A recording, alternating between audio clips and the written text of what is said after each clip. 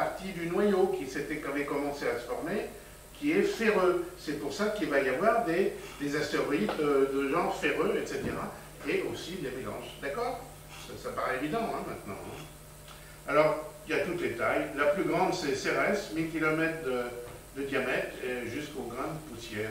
Par contre, la masse totale des astéroïdes de la ceinture est évaluée à 1/10 de la masse de la Lune, à peu près. Donc, c'est pas énorme. Hein. Mais ils sont approximativement 1 million d'un diamètre supérieur à 1 km. Alors là, j'avais calculé, ça c'est moi qui ai fait, c'est une distance moyenne entre deux astéroïdes, 10 millions de kilomètres. Vous voyez, 25 fois la distance Terre-Lune. Donc, mais c'était un problème. Pour ceux les plus anciens qui sont ici, qui se rappellent les sondes Pioneer qu'on a envoyées dans le fond du système solaire, on ne savait pas si on allait oser traverser la ceinture d'astéroïdes avec les sondes Pioneer et Voyager. Il y avait beaucoup de scientifiques américains qui voulaient qu'on fasse ça. C'est-à-dire qu'on passe au-dessus de la ceinture d'astéroïdes. Hein, comme quoi, vous voyez, alors qu'en fait, c'est vide. Au contraire, on cherche les astéroïdes quand on va dans cette zone-là. On aimerait bien en trouver un et on a beaucoup de mal à dévier la trajectoire d'une sonde pour passer devant un astéroïde. Voilà d'ailleurs alors une très belle photo qui correspond à la plupart des astéroïdes qu'on a déjà imagés. Hein. Vous voyez le plus grand ici, il doit faire une centaine de kilomètres, c'est Lutetia, imagé par Rosetta, je crois, quand on est passé devant il y a quelques années. Vous voyez tout un tas de choses. Hein. On avait les tout petits. Hein. Ça c'est quoi? C'est mon favori. Il est où mon favori? Ah, il est là. Il est tout petit, 500 mètres. Itokawa, les Japonais, je vais vous montrer ce qu'ont fait les Japonais, ils sont formidables. Et là, c'est des noyaux de comètes. Elle est belle, hein, cette photo. Hein? Alors, le plus gros, c'est Cérès, on en a parlé, imagé par Hubble, ici. Voilà. Alors, on pense qu'évidemment, là, c'est de la glace, hein, quelque chose comme ça. Je passe un peu. Ça, c'est un astéroïde qui a un satellite astéroïde. Voilà. Vous voyez, un petit là. Un Gaspra, un autre. Ah, ils ont tous des allures de patates ou de cacahuètes. Hein. Ah. Il est beau celui-là, on voit des traces de choc. Normalement ici. Un gros cratère ici. Eh ben ça, c'est pas un astéroïde. Enfin, moi je dis que c'est un astéroïde, mais en fait, c'est un satellite de Mars. Hein. C'est Phobos. Mais on pense que Phobos, c'est un satellite, c'est un astéroïde capturé.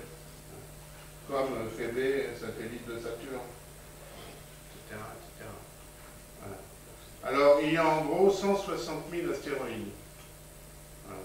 Répertoriés, mais on en découvre peut-être pas mis à nom. Alors, par contre, dans les astéroïdes, il y en a qui sont dangereux. C'est ceux qu'on appelle en français les géocroiseurs. Géo-croiseurs, hein, géo la Terre, croiseurs. En anglais, les NEA, Near Earth Asteroid. Et parmi ceux-là, il y a les tueurs. Hein, ceux qui sont potentiellement dangereux. Et voilà, une autre représentation de la ceinture d'astéroïdes. La verte, c'est la ceinture, mais la rouge, vous voyez, nous, on est là, sur cette orbite-là. Hein? Et vous voyez, tous ces points rouges, ce sont des satellites géocroiseurs, des astéroïdes géocroiseurs qui croisent de temps en temps l'orbite de la Terre. Bon, pas de panique, hein? On n'est pas toujours au moment sur notre orbite où l'astéroïde va passer. Mais vous vous rendez bien compte que plus il y en a, plus on a de chances qu'un jour, un jour on viendra. Hein? D'accord? Donc il faut les étudier et alors voilà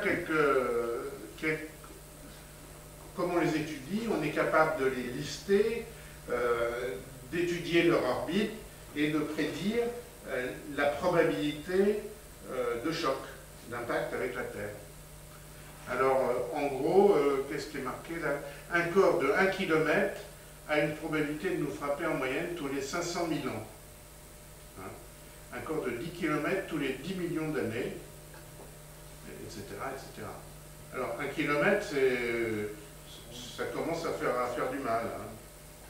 Hein. L'astéroïde qui a creusé le météocratère, il faisait que 30 mètres. Hein. Bon, il n'a pas fait beaucoup de dégâts, hein, mais vous voyez, ça fait quand même... Alors, les traces sur Terre, il y a très peu de traces, parce que sur Terre, on a une chance extraordinaire. On a l'air, l'eau, le vent, ce qui s'appelle l'érosion.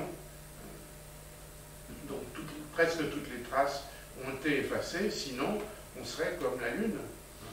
La Lune, ce sont des traces qui datent de milliards d'années, d'impact avec des astéroïdes et des comètes. Alors, ces cratères d'impact, en fait, sur Terre, on les appelle des astroblèmes. Alors, ça veut dire quoi? Astro, ben, ça veut dire de l'astre, et blême, ça veut dire blessure. Et bon, voilà quelques-uns, bon, juste pour vous amuser, là. Le plus connu, c'est le météocratère, tombé il y a 25 000 ans en Arizona. En fait, on s'en est aperçu très tardivement que c'était un cratère d'impact. Et c'est le célèbre Shoemaker, de la comète Shoemaker-Levy, qui a prouvé que c'était le cas. Le plus grand, Redford, alors là, il fait 150 km de diamètre. L'Afrique du Sud, il se voit que de l'espace, hein, je crois. Le plus beau, moi je préfère, Manicouagan, au Canada. Là aussi, il se voit que de l'espace, je crois. Le plus français, celui de Rochechouart. Hein.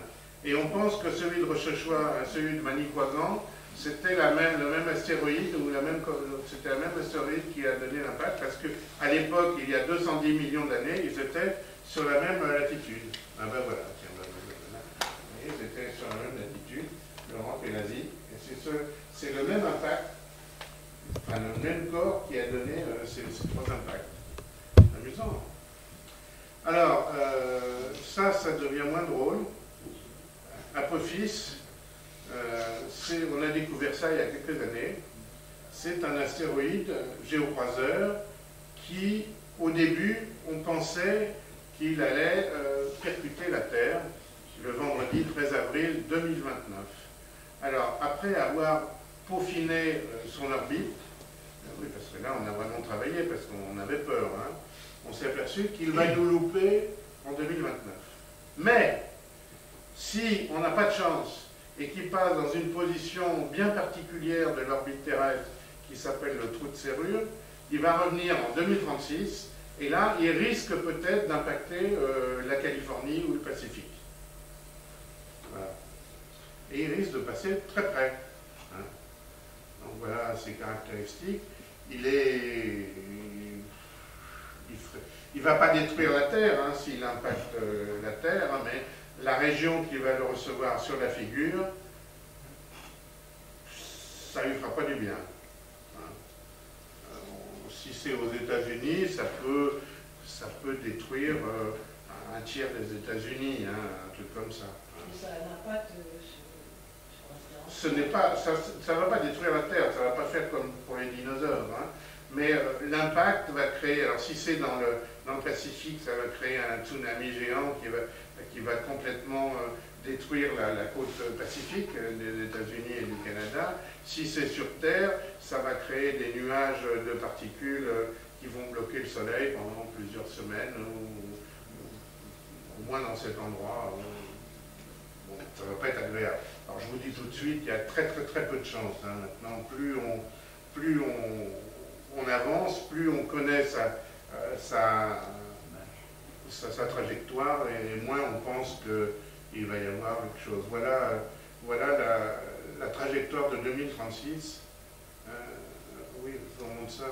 En 2029, ça aurait été embêtant parce que ça passe pas loin de la France. S'il avait touché, là, vous voyez, on est là. Par contre, en 2036, c'est plutôt cette zone-là, c'est un peu plus loin. Voilà, bon. Alors, suite à ça, quand même, le public s'est un peu réveillé en se disant que il faudrait peut-être étudier un peu